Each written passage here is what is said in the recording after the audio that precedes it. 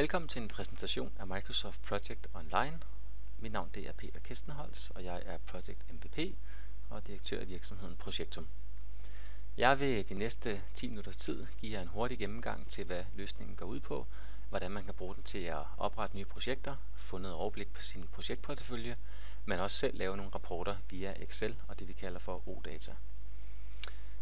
Det I ser lige nu er forsiden af Project Online, som den næsten ser ud standard. Det vil sige, at i venstre side er der nogle funktioner, og i midten har jeg så valgt at tilpasse det vi kalder for et ribbon til det formål at kort vise jer, hvordan man kan anvende systemet. Vi starter med at kigge på, hvordan vi kan oprette nye projekter. Rigtig mange har en idé til at skulle oprette projekter, men de her idéer skal først godkendes, før de kan blive til egentlige projekter eller business cases. Derfor er det muligt at registrere sine forslag, eksempelvis i det vi kan kalde for en proposal liste, som i virkeligheden er, hvis vi trykker på den kort, en egentlig SharePoint liste, som er opsat med kolonner og dermed krav til indholdet i SharePoint listen. Og herfra kan man så oprette idéer, som var det almindelige SharePoint, men fordi vi har Project Online, har vi også mulighed for at gå op og vælge at overføre projekterne til at blive til egentlige projekter i vores Project Online system. Det betyder også, at idéerne herfra kan spores frem til business case, men også tilbage igen til, hvor idéerne egentlig kom fra. Hvis vi går tilbage til forsiden kort, har vi også mulighed for at gå ind og oprette projekter direkte ved eksempelvis at klikke på knappen Opret projekt. Hvis vi gør det, så det første vi skal gøre, det er naturligvis at give projektet et navn. Et navn, som havde kommet direkte fra vores idéliste, hvis det var det, vi havde ønsket det. Jeg vælger dog i det her tilfælde selv at give projektet et navn, og vi kalder det Demo Projekt. Og her har vi som det første mulighed for at sætte en ejer af projektet, og det er ikke nødvendigvis det samme som en projektleder. Det kunne være mig selv. Der vil være en startdato, igen en startdato for hvornår projektet blev oprettet, og ikke nødvendigvis hvornår det er sat til at starte, sådan i forhold til en tidsplan. Man har også mulighed for at tilføje sine egne felter. Det kunne være sådan noget som et nummer, der kunne være interessant at tracke. Eventuelt også, hvis projektet måtte høre til et program, jamen så har vi mulighed for at slå op på øvrige programmer, som det skal associeres med. Det kunne være program 1. Herfra kan jeg så vælge gem, og projektet bliver så oprettet i vores system, men er samtidig også underlagt den governance, og det vil sige et workflow, som projektet nu skal følge gennem hele sin livscyklus. Det første vi ser, når projektet er blevet oprettet, det er så den stage gate model, som i det tilfælde har sat op til formålet. Man kan have flere projekttyper, og dermed flere forskellige stage gates, men i det tilfælde har jeg valgt at arbejde med en enkelt en, som er rimelig klassisk inden for det vi kan kalde for IT-projekter. Her kan vi visualisere, hvorhen vi er i forløbet. Lige nu er vi i fasen, der hedder ny idé. Og længere nede kan vi se, hvilke krav der er til den fase, der hedder idéfasen. Der skal vi have styr på vores registrering af projektet. Det har vi allerede gjort, kan vi se her. Og der står også, at vi skal kigge lidt på, hvordan strategien måtte være omkring projektet. Det vil være det næste. Og længere nede vil man senere hen i forløbet kunne se, hvordan hele projektet arbejder sig igennem den her fase, stages og gate model, vi har sat op.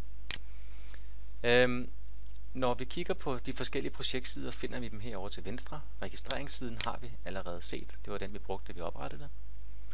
Den anden side, der er kommet til syne nu, er den, der hedder strategisk værdi.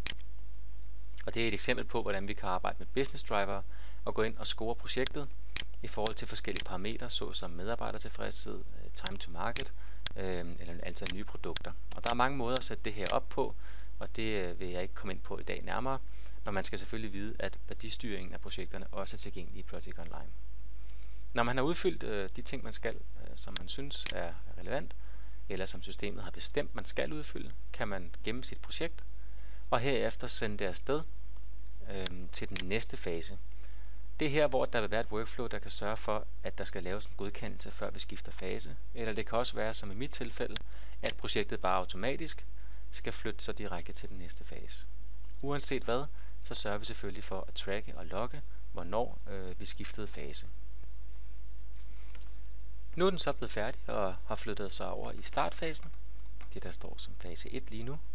Og der vil man allerede nu kunne se, at der i venstre side er kommet flere sider frem, som vi skal håndtere, fordi vi nu er kommet i den her fase. Vi kan også længere ned igen se, at der nu er kommet de her sider, som vi kan udfylde. Vi kan også se, hvad for nogle vi har udfyldt. Og igen kan vi tracke hernede, at på det her tidspunkt startede vi projektet, eller ideen. Her blev den her fase godkendt, og senere hen kommer vi til startfasen. Så på den måde kan vi beregne liggetiden hele vejen igennem workflowet eller den her stage gate governance, som vi måtte have opsat. Det første, vi skal gøre her nu, eller et bud på det i hvert fald, det kunne være at få styr på de finansielle sider af projektet. Så havde det været en business case, vi sidder oprettet nu, kunne det være sådan noget som, hvor mange penge forventer vi, der skal bruges på intern tid. Det kunne være 50.000. Ekstern tid forventer vi, der skal bruges 75.000 på. Services 50.000. Hardware, det kunne være 10.000. Og software, det kunne være for 25.000. Og så videre. Et meget simpel måde at gøre det på, i det her tilfælde ikke periodiseret.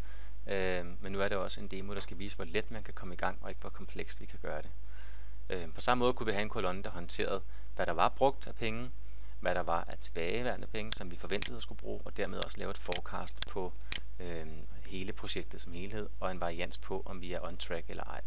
Mange måder at sætte det op på, her er bare et eksempel. Alle de her felter er selvfølgelig noget, I som kunder selv er inde og definere i forhold til jeres krav til kontostruktur, og eventuelt tidsfordelte data også. Vi har også et sted, der hedder Schedule, og Schedule er det sted, hvor Microsoft har valgt at lave en light-udgave af det, man måske kender fra Project-klienten. I det her tilfælde er det et sted, hvor vi kan gå ind og oprette nogle faser, eller lave en fase her, med en opgave A, og en opgave B, og en opgave C. Vi kunne også lave en milepæl for eksempel. Ligesom vi vil gøre det i en Project-klient, har vi mulighed for at gøre det her også, altså direkte ud fra browseren af. Samtidig har man selvfølgelig ikke adgang til al funktionalitet, i og med at vi ikke er en klient, men vi har dog heroppe i toppen, hvad jeg vil kalde for top 10 af de mest nødvendige værktøjer, når det kommer til at lave en projektplan. Så eksempelvis kan vi bruge også vores genvejstaster fra vores tastatur, som vi kender det. Det vil sige, at vi kan rykke vores ting ind under en fase, så vi får det opsummeret. Vi kan vælge, om det skal være automatisk styret eller manuelt heroppe. Sætter den til auto. Vi kan sørge for, at milepæl eksempelvis bliver synliggjort over i højre side også. Og der er igen forskellige visninger heroppe, som man måske kender fra Project-klienten, der også er tilgængelige. Hvis vi tager den, der hedder Task Summary, så er det nok den, de fleste kender fra Project-klienten af. Milepæl kan vi selvfølgelig sætte til 0. Og vi kan så gå ind og sige, at opgave A, 4 dage tager den, 5 dage til opgave B og 4 til opgave C. Og vi kan selvfølgelig også binde det hele sammen, hvis det er en vandfaldsmetode, vi anvender her. Og dermed få synliggjort et Gantt-kort ude i højre side, der fortæller, hvordan projektet har tænkt sig at blive kørt igennem.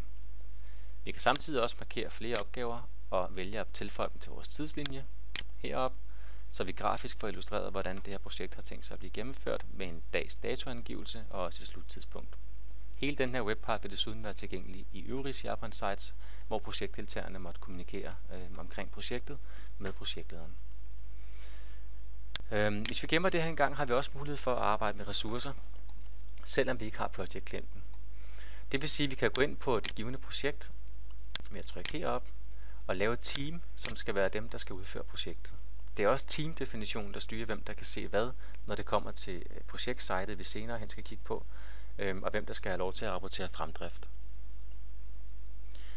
Når den er færdig med at loade, har vi en ressourcepulje, i det her tilfælde en meget lille en, hvor vi kan se, at jeg står angivet her, og så er der 2 andre brugere. Vi vælger at tilføje mig til projektet ved at flytte mig over i højre side. Det her det er projektteamet. Gå tilbage til vores Gantt-kort. Og herfra allokere mig til de opgaver, som jeg nu skal have. Og det kunne så være, at jeg skulle have opgave A.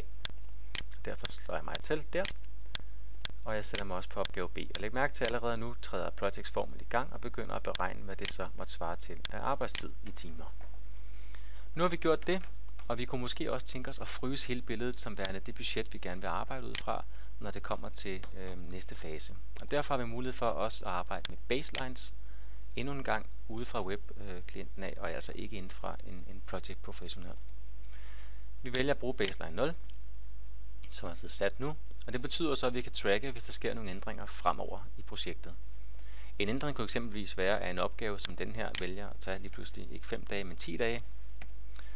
Det ændrer selvfølgelig noget af projektet, og grafisk kan vi allerede nu se konsekvensen af den ændring, der er sket, men vi kan også gå op i det, der hedder Task Tracking, og se på grund af vores baseline-angivelse, hvordan det har påvirket projektet.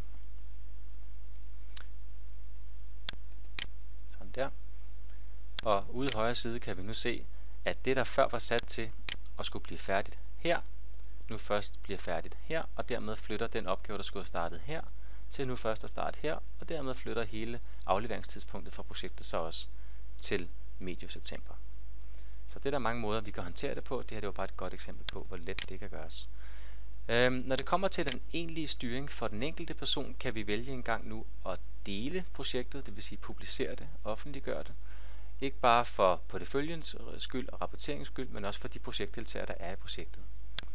Så ved at trykke her nu, vælger jeg at sige, at jeg gemmer ikke bare projektet, men jeg vil også gerne dele det med resten af virksomheden. Og det betyder så samtidig også, at de personer, der måtte være i projektet, bliver adviseret om, at de har fået nogle opgaver. Det kan være via Outlook, det kan også være andre steder. Jeg vælger nu at vise det inden for det, der hedder taskområdet herhen. Så mens vi trykker på taskområdet og skifter herover, så kan vi lukke den her ned en gang. Så prøver vi nu at logge ind som projektdeltager. Her. Og der kan vi se, at jeg er med i demoprojektet som person, Peter Kestenholz. Og jeg har opgave A, og jeg har opgave B. Jeg kan også se, hvor mange timer jeg har fået til opgaven, og hvor mange jeg har brugt.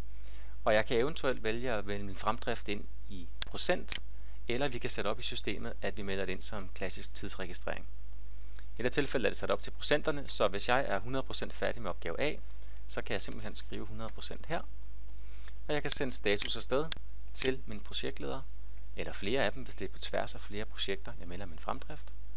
Og man skal også vide, at herfra kan jeg automatisk få en kalendervisning, printe, eksportere til Excel, og samtidig synkronisere opgaverne til Outlook, så jeg inden fra Outlook af kan styre mine opgaver også. Alt sammen noget, som projektdeltagerne selv kan vælge, og helt standard. Hvis vi går tilbage til projektoverblikket, der har vi nu en porteføljevisning, som også er standard i Project Online, hvor vi kan se en række projekter i forhold til, hvad fase de måtte være i. Alt det her er visninger, man selv kan sætte op. Men det er også herfra, jeg kan finde det projekt, vi lige har lavet sammen, der hedder demoprojekt. Hvis jeg trykker på det, kommer jeg ind et sted, hvor vi forlod det sidst. Og der vil jeg kunne se nu, at opgave A, den er blevet 100% færdiggjort, fordi vi netop valgte at melde en opgave færdig lige før.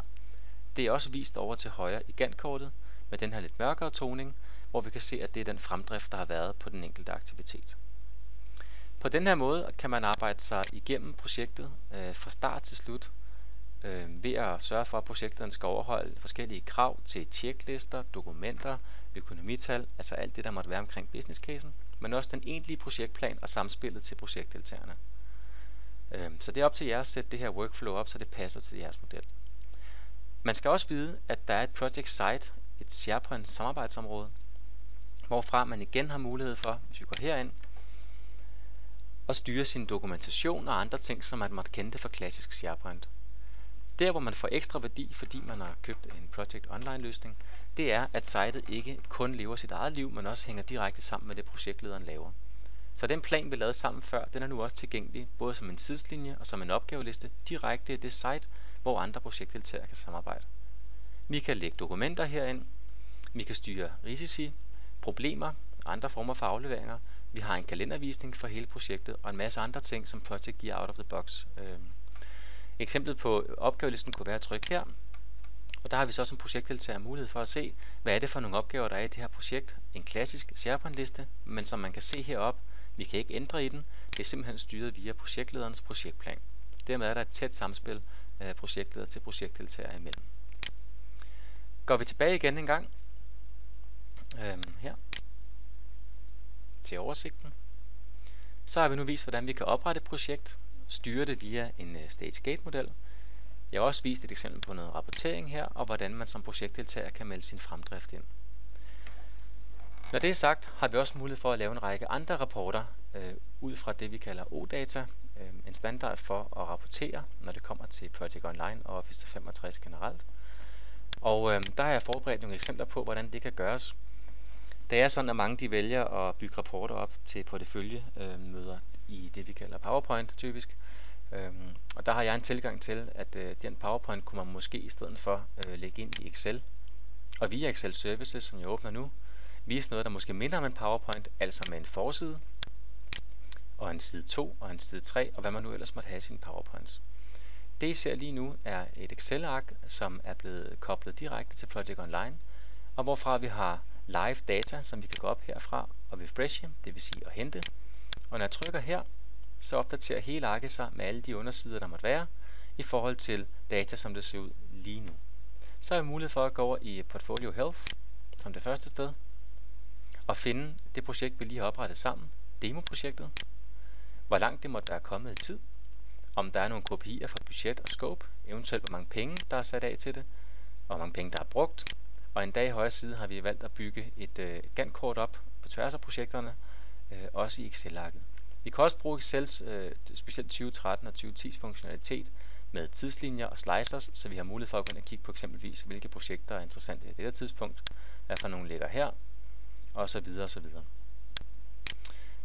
Vi kan også gå ind og kigge på det mere finansielle omkring projekterne, og her trække rapport ud på, i forhold til afdelingen IT eller R&D, hvor mange penge bruger vi så på interne og eksterne, og eventuelt grafisk illustreret hernede. Hele styrken i at arbejde med Excel Services på den her måde, det er, at slutbrugeren, det vil sige jer, har mulighed for at lave rapporten om, ved at have lidt forståelse for pivottabeller og Excel.